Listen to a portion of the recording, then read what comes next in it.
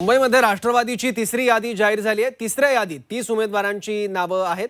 राष्ट्रवादीची तिसरी उमेदवार यादी जाहीर झाली आहे। तिसऱ्या यादीमध्ये एकूण 30 उमेदवारांची नावे आहेत।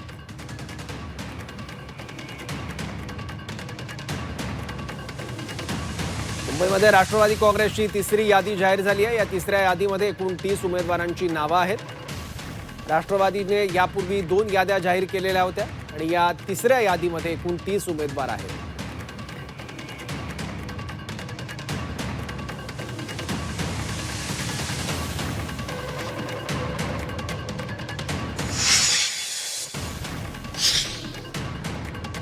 मुंबईत शिवसेना युबीटीत बंडखोरी। विजय इंदुलकरांचा 202 मधून अपक्ष अर्ज दाखल। श्रद्धा जाधव यांच्या विरोधात उमेदवारी।